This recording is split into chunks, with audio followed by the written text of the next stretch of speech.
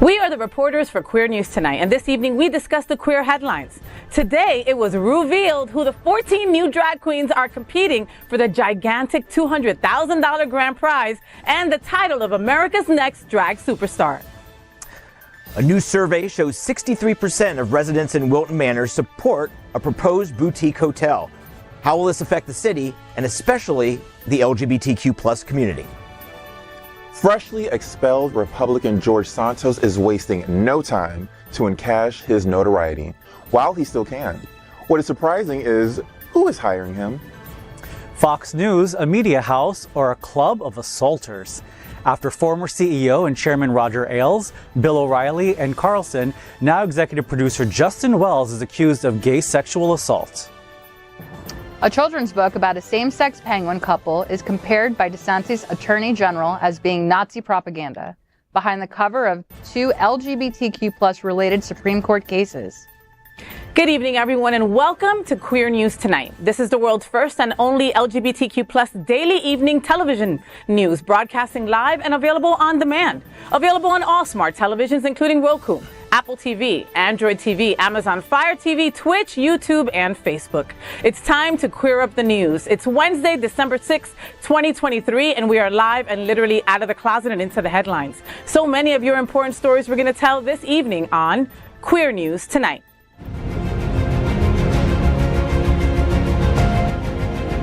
This is the world's first live daily LGBTQ evening news show, literally out of the closet and into the headlines on Queer News Tonight. I'm your anchor at Queer News Tonight, Fay What? And this evening we bring you the news of and perspective representing the LGBTQ plus community from South Florida, America, and across our planet. This is the world's first and only unedited live LGBTQ plus evening news show. Whatever happens unique in LGBTQ plus news, you will see it and hear it. Hotspots Magazine, Happening Out Television Network, is a nonprofit 501c3 media company in the same models of PBS and NPR, but designed for the LGBTQ plus community. Our mission, support the 10 pillars of our LGBTQ plus community. We want to inform and educate the key issues of our Black community, Latino, lesbian and queer women, trans, student youth, seniors, AIDS, HIV healthcare, business, social justice, and faith. Help us support our community. We are part of one of the largest LGBTQ plus media companies in America, Hotspots Magazine and Happening Out Television Network. Our magazine is celebrating 39 years of the LGBTQ plus experience, and our television news, talk, and entertainment shows support our mission to educate the LGBTQ plus and broader community. So let's begin by meeting tonight's panel. And we begin with the one, the only Miss Bonnie Builder. Bonnie is the premier South Florida bodybuilding drag queen and the current reigning Mixed Marys 2023. A recent graduate of FIU, she comes to life with a microphone and a spotlight. Welcome back, Mama.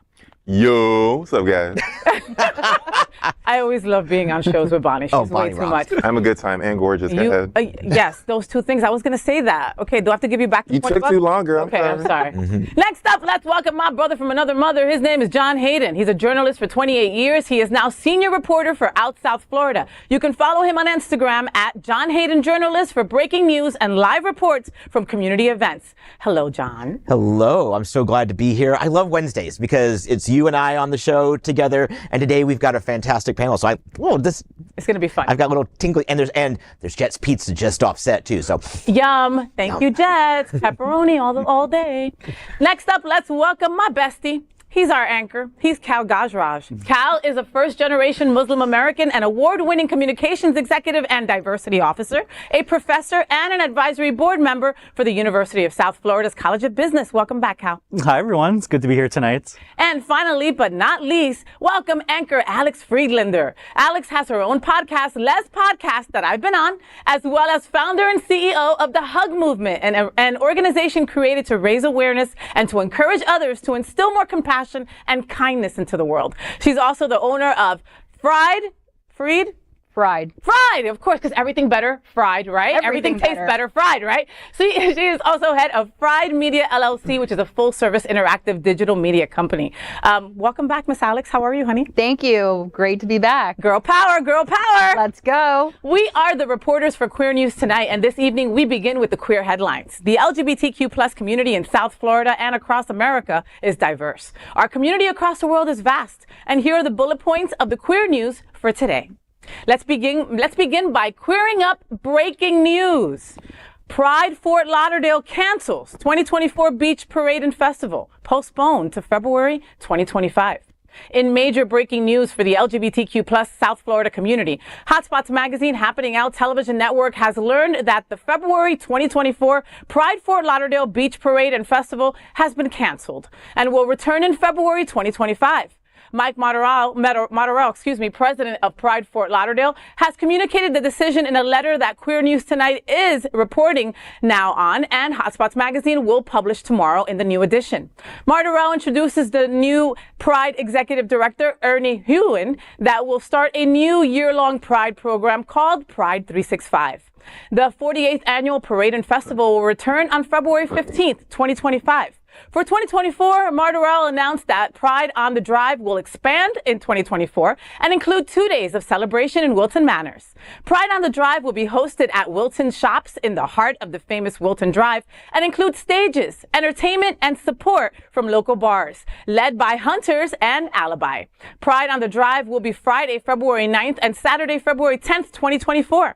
Pride faced significant issues in 2023 that included a transition of the festival off the beach into Las Olas Park. This decision was likely the result of the difficulty with sponsorships for the 2024 event. Hotspots Magazine and Queer News Tonight will have much more on this developing story and anticipate a great success for Pride on the Drive 2024. We will now continue Queer News Tonight with more breaking news. Let's queer up drag culture. RuPaul's Drag Race announces season 16, $200,000 prize, and 2 South Florida drag queen contestants. RuPaul's Drag Race has reached her Sweet 16, and with some of the biggest new season announcements in history. The Emmy-winning reality competition series returns to MTV on January 5th. Today, it was revealed who the 14 new drag queens are competing for the gigantic $200,000 grand prize and the title of America's Next Drag Superstar. For the first time in series history, South Florida has 2 contestants, not 1, 2. First is 34-year-old Maya Iman LePage, yes, from Miami. RuPaul and MTV said, quote, "Get ready for your world to be turned upside down." An electrifying performer, Maya is known as the Queen of Flips. That's because you can find Maya performing her flips and tricks in the sun on the sidewalks of South Beach. Maya's video of her flipping onto cafe tables have caught fire on social media. Now she's ready to flip the competition on its head, end quote. South Florida's second fierce contestant is none other than 25-year-old Morphine Love Dion. We love her, from Miami. RuPaul and MTV had choice words, including, quote, "body, beauty, and mug." Just what the doctor ordered. Morphine started out doing makeup tutorials on social media. Now she is the self-proclaimed it girl of Miami. Candace, trained dancer who has been featured in Maluma and Bad Bunny music videos, cha-cha her way to the top of the competition, end quote. I hope they both do. The 2-part series premiere will feature the queens showing off their stuff in the annual talent show, which has become a mainstay on the series. This year, however, the show, which will be themed separately for MTV Spring Break and the Queen Choice Awards, will feature a new twist in the competition. Rate a queen. After the performances have ended, the contestants must rank their fellow queen performances to determine the tops and the bottoms of the week. Here are the other queens, including 2 from Los Angeles, including Amanda Tori Meeting. You get that? Amanda Tori Meeting? And Hershey Liqueur Jete. 3 queens from New York, including Magami Nimpia Wind, Plasma Sumani Muse. Las Vegas has Mirage. Boston is represented by Plain Jane. Kansas City by Q, and Philadelphia by Sapphire Crystal. Other breaking news includes that the after show, RuPaul's Drag Race Untucked, is also returning, airing immediately following the series. And yes, after last year's controversial switch to 60-minute episodes, Drag Race has returned to its full glory, with each episode running 90 minutes. So, how excited are you folks? Are you as excited as I am? Yes. I'm going to go to Bonnie first. I'm so ready to comment on this one because this one is worth commenting on. I am so excited for the show. I've been a huge fan for years. I am a fan of drag in general, very obviously. Maya LePage, I've seen her perform in person, jaw-dropping. It's incredible. The way she can move her body and flip through the air, I can't even do that. Yeah. And I'm so much younger than her. And also... Oh, yeah. Wow. Maya, she's kidding. I'm not. And Morphine has been an associate of mine for as long as I've been doing drag. And when I tell you, as beautiful on Instagram as she is in person, on the face, I tell you, my God, she is gorgeous and stunning. So the fact that we have representation on the show of Miami drag, if you can do drag in Miami, where it's boiling hot and you got to keep makeup on your face outdoors for hours, you can win RuPaul's Drag Race. Like, there's no competition. We got this in the bag. Why? And me and Cal were talking before the show about how we get shunned a lot in South Florida. Our queens are not usually on RuPaul's Drag Race, and we think it's just because they're the best of the best and they don't want to deal with our crap. Yeah. Do you agree, John? Well, maybe. South Floridians in general are high maintenance. Let's just say what it is, and certainly our drag entertainers amplify that vibe, but in all the best ways. I think this is also, maybe I'm reading too much into it. Maybe I'm going too deep into the producers' minds, but this is a repudiation of Ron DeSantis. What? This is saying, you don't want drag queens performing in your state? We're going to show 2 of them. We're going to put 2 of them from South Florida on national television, on an Emmy Award-winning national television show. So this, to me, is fabulous, not just for the top headline of Miami Queens get their roses, but also the fact that this is just a big you to Ron DeSantis. I love that. I didn't even think about that. Yeah, you, Ron DeSantis, all right?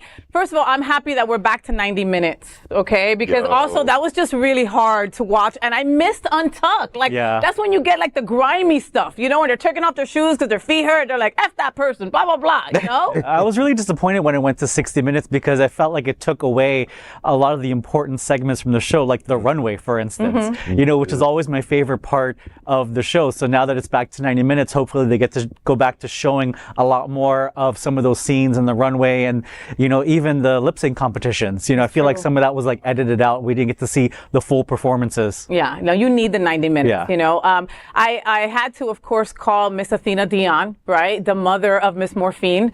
And she can't be prouder of her drag daughter and what what she has accomplished, And I'm like, Athena, you're not even a little bit jealous? No, bitch, no. Athena's so proud. And I mean, again, we couldn't get better representation. Maya and Morphine, shit, we came to slay. Look out for South Florida. Yes. All right? What you got, John? What are you talking about today? Well, we move on and we queer up out South Florida. All right. New poll, 63% of Wilton Manors residents support a hotel on Dixie Highway. Development has momentum after years of gridlock. In this week's Out South Florida, available online now and on stands as well, I break down our exclusive survey taking the temperature of residents on a proposed hotel. 63% of respondents support the proposed Wilton Hotel and Pool Club on Dixie Highway by 5 points. It would be a 123-room boutique hotel with lots of amenities. Location aside, 73% of Wilton Manors residents support a hotel somewhere in the city. The current proposal is still being examined by the city to make sure it complies with code and will fit into the city's vibe. But it has strong support from all members of the city commission already. I've been following Wilton issues for a long time, and this, along with the proposed Wilma project by Alibi, is as close as we've come to projects that will redefine the city. Will they enhance or ruin the city's skyline? Will they over-gentrify and erase LGBTQ plus influence that defines the city? Or will it make us even more LGBTQ? Will it cut down on problematic vacation rentals? These aren't just questions for Wilton Manors. They face every remaining neighborhood in North America and Europe. Wilton Manors can be a leader in showing other cities how it's done. The effects of the upcoming votes won't be felt for years, and we only have one chance to get it right. And, I ask all those rhetorical questions, but I really don't have an answer. The question, am I bougie enough to be able to want to say, I would hang out with you, but I'm afraid I'm having drinks at the pool club. Yes, I am that bougie. You are that bougie. I am.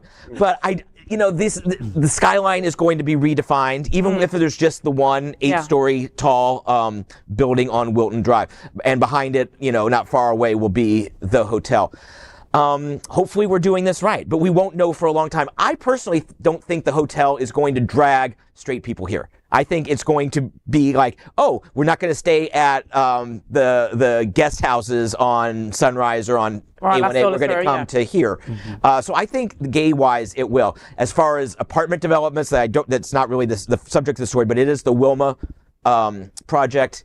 That could change things. But on its premise, I think these are going to be good for the city. Okay. Yeah, I think this development is great for Wilton Manors, especially from a tourism standpoint. And I'm sure our friends at Visit Lauderdale love that idea because we get a lot of visitors to South Florida, and we get a lot of LGBTQ plus visitors, where everyone under the sun is welcome. So why not, if you're coming to Wilton Manors, be able to stay in Wilton Manors and be able to stay at a really nice hotel? So I think it's all great, the entire development idea. Bonnie? Yeah. As long as it's clothing optional. I think we'll be good to go. It'll stay gay. Y'all can come too. Everybody just naked in their bedrooms. As a longtime streetwalker of Wilton Manors, I've been wondering for a while, what do we need here? A movie theater? No. A gym? They don't last long. People don't work out here.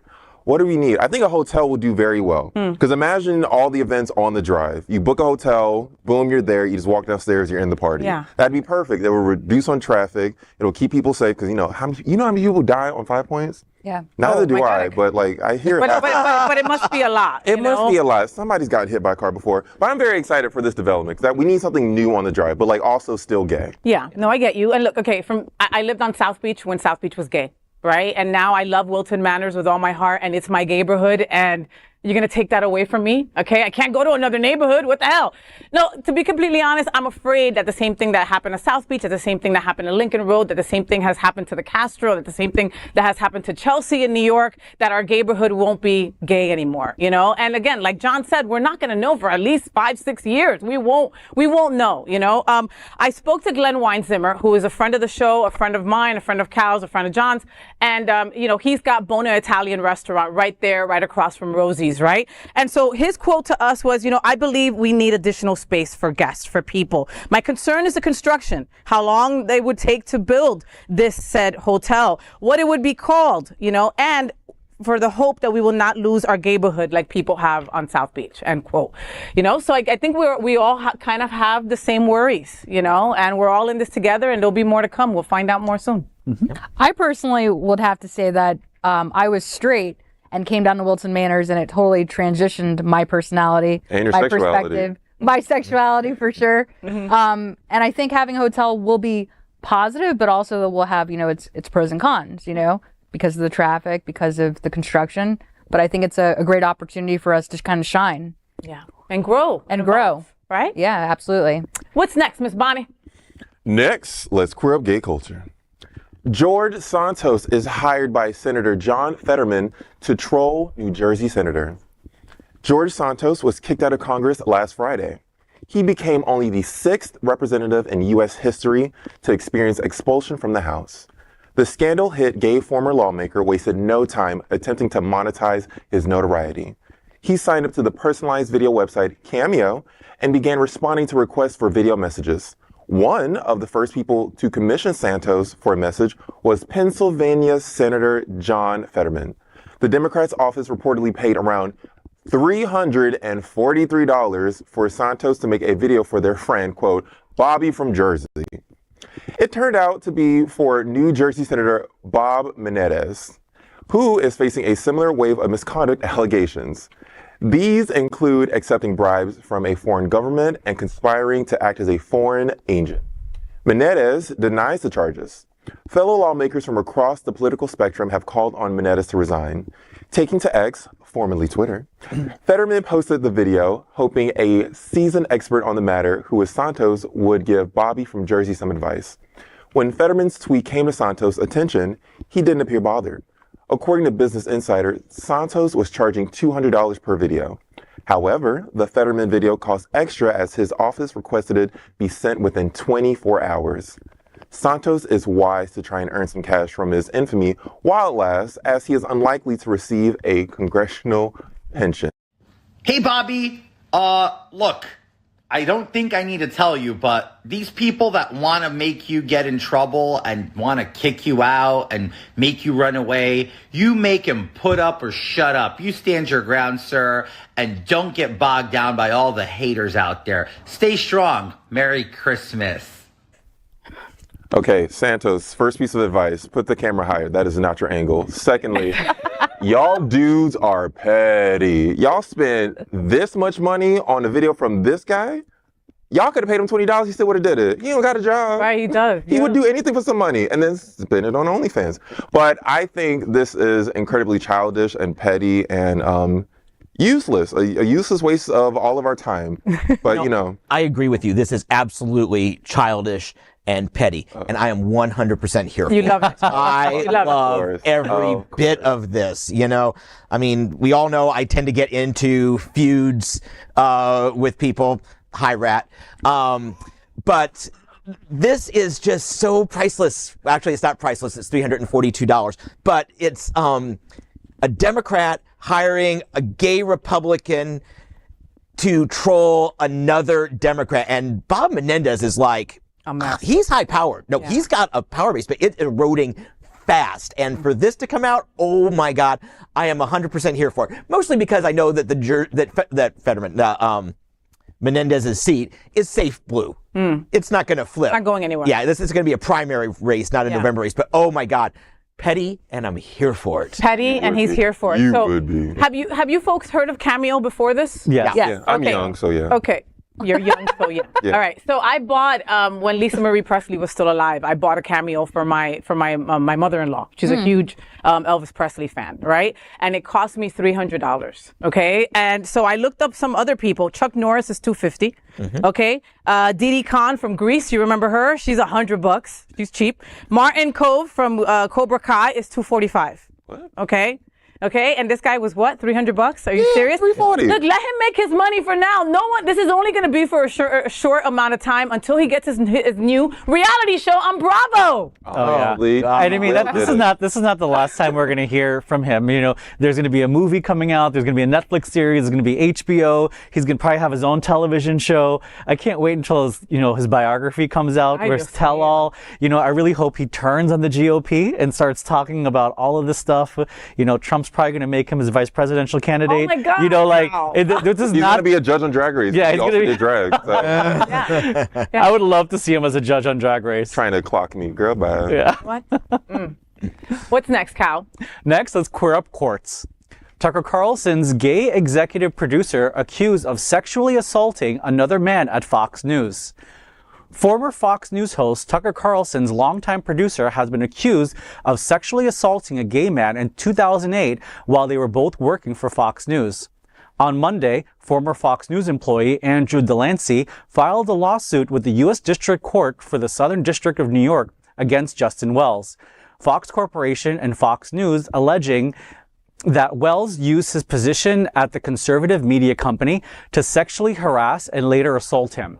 Wells helped launch Carlson's Fox News show, Tucker Carlson Tonight, in 2016 and remained the show's executive producer until both he and Carlson were fired in April.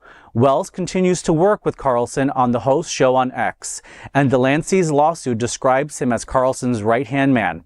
The lawsuit also notes that Fox News has become notorious for its sexual harassment culture.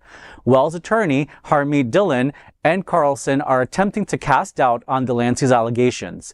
Carlson has also issued a statement saying, quote, "As a general matter, if you believe you've been a victim of a sex crime, you have a moral obligation to alert police so it doesn't happen to someone else. If you wait 15 years to cash in with a civil suit, no one should take you seriously. I certainly don't," end quote.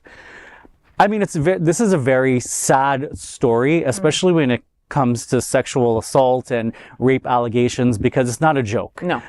It's definitely a crime. It's something that happens every day, unfortunately, and people don't say anything for the fear of embarrassment or losing their job or retaliation or just public humiliation. So when, I hear stories like this, although it is Fox News and I'm not surprised that something like this has happened there, I'm just disappointed that it's just another story that's coming out about this, that someone was taken advantage of. Look, and I don't care if it happened 5 minutes ago or it happened 50 years ago, okay? You're still allowed, when you are ready to tell your story, right, to call authorities and do this civil case, okay? And I think that he is very, very strong, courageous to do it, because I doubt that this gentleman didn't think all the things that you've just stated, right? They're going to think this, they're going to think I'm a liar, they're going to think I'm putting it together. It took probably everything that he was instilled with to come forward, and he is, right? It's a very brave thing to do. It is a very brave thing to do. And I don't see Fox News as an easy place for anybody to work at, okay? Especially women and especially gay men, LGBTQ plus people, better said. John, so you've got an interesting take on this. I do. Well, Fox News, as you've mentioned, has had a culture problem for years and years, decades, perhaps. They've made movies about Roger Ailes and his problems with and his role in the Me Too movement. Andrew Delancey, the person making the accusations against Justin Wells and Tucker, is a friend of mine. We worked together back in the early 2000s at a station in Grand Rapids, Michigan. Wow. We have remained close friends ever since. I remember when he has worked quite a bit in South Florida. He's not here anymore, but I remember his time at Fox News. And this doesn't surprise me at all. I talked to him when I heard about this, and he told me that the reason he's filing now, and this gets to the 15-year point, New York recently basically reopened statute of limitations for certain crimes. And the deadline was like last week or the week before. And Andrew has been thinking about this for a long time. Okay. This isn't something he just decided on. He's basically had to live with it and think about it every day for 15 years. Just because you're silent doesn't mean you're not being tortured inside. And Andy has not talked with me about this suit whatsoever, but I know that he is a solid journalist. He doesn't make this up. I do know that the New York extension on statute of limitations did play a role in this, because shockingly we have mutual friends that tell us different things. I used to date a person who became a senior executive level producer at the channel, and he went to work with Shepard Smith, which was like the moderate show, the show that tells you as it is. And he told me after Shep left that there was just nothing to hold back the crushing hell that it is to work there. My God, I can only imagine. Again, Mr. Delancey, I don't know you personally, but I consider you very brave. And, for standing up. And I doubt that you're the only one. You're probably standing up for many. So just know that.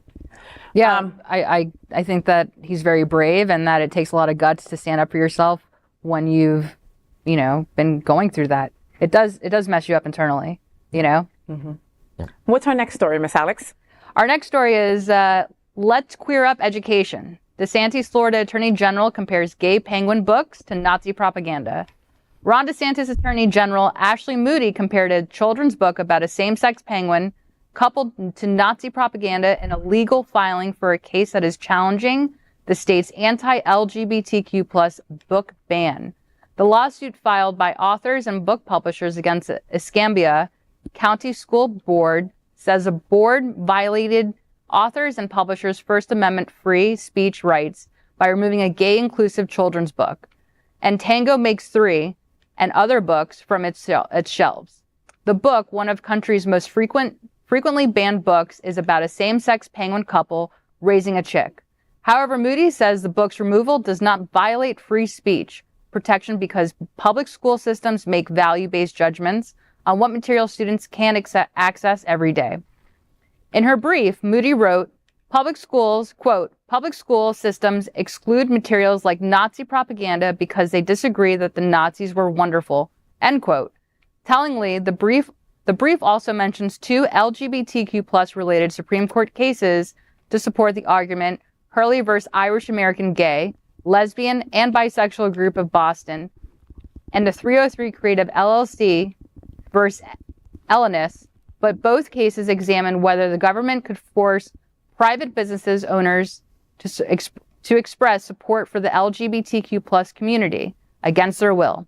Comparatively, the Florida case is about whether the government can censor texts about queers and marginalizing groups.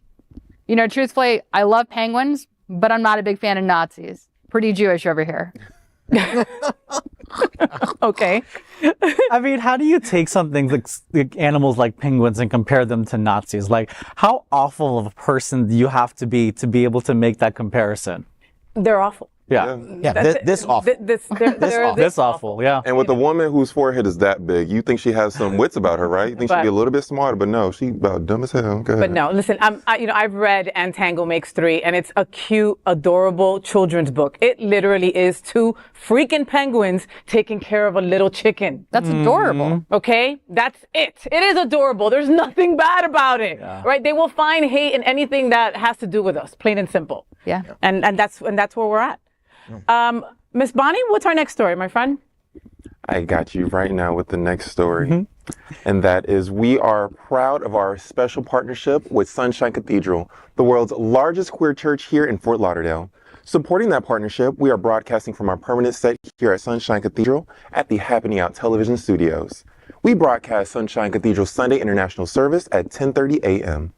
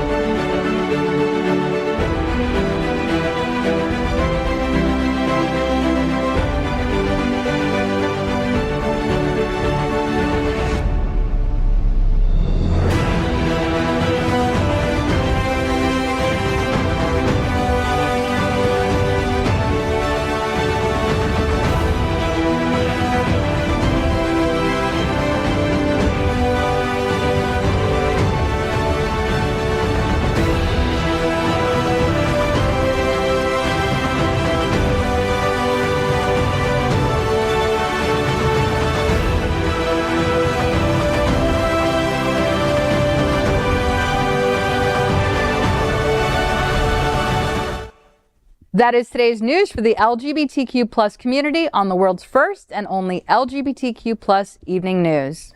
If our community is important to you, share this news with your friends and family. Are you, like most of America, part of our very large television audience watching this live LGBTQ plus news broadcast right now on Roku, Apple TV, Android TV, and of course, Amazon Fire TV? Queer News Tonight is the only live LGBTQ plus digital television show in the world that is, quote, out of the closet and into the headlines. We need your support. If our community is to grow, we must tell our stories and bring them to the attention of the broader world. This is the only place in the world that tells these types of LGBTQ plus stories in motion and sound.